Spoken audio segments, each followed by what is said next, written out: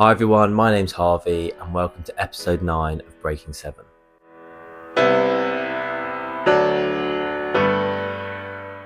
This week a couple of things changed. On the one hand, I did a deload week, which meant that I reduced the reps and sets of everything in the gym and on the track.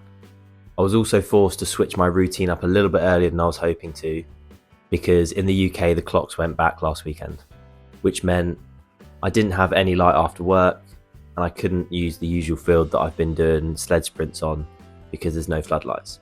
So I switched the routine up by going to the track 2 days during the week to make use of the floodlights. Although I was at the track, I didn't run on the track for the Tuesday session, but it still forced the routine to switch up a little bit. So on Monday, I did a power gym session.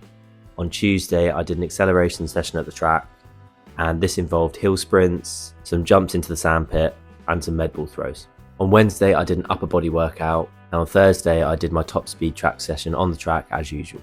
I also followed this session with a few hurdle hops. On Friday, I did a lower body strength session, and on Saturday, I did an endurance session. Following on from last week, I'm going to go into a little bit more detail during the video about the reps and sets of what I do in the gym and on the track. Hope you enjoy the video.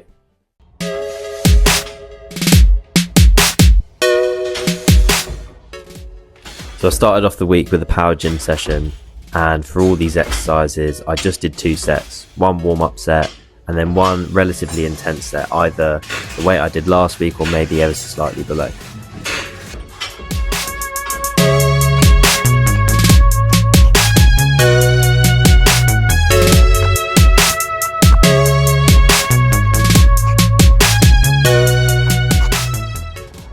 For the acceleration session, I did a full track warm-up, and then I did one warm-up hill sprint, followed by 2 all-out full intense reps.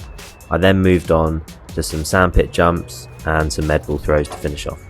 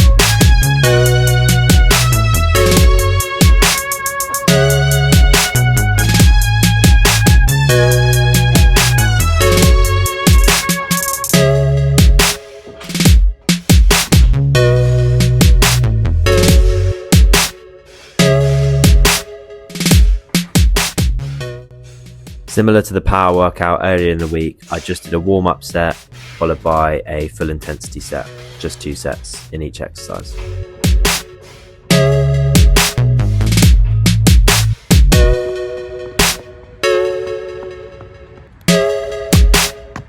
For the top speed session, I did a full track warm-up again, and then I did one warm-up rep, 50 meters, and then I did 2 competitive reps, 50 meters, and in all 3 runs I just recorded the 40 to 50 meter fly.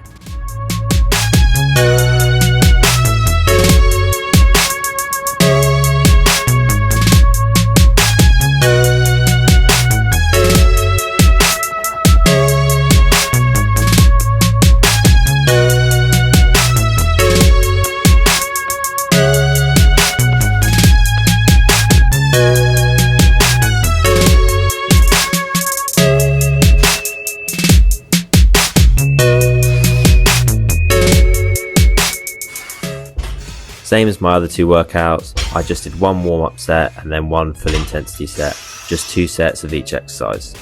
This was a little bit different for the Nordic hamstring curls, where I just did 2 sets of 5 reps.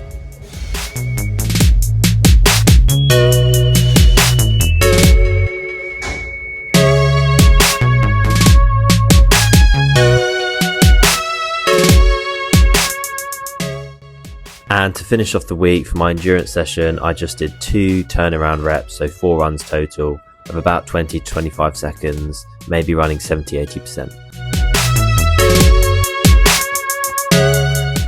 So that was my training this week, and it was quite nice not to have a upper body session on the day of my running sessions. However, I am working out 6 days in a row now, so that comes with its own level of fatigue I need to manage.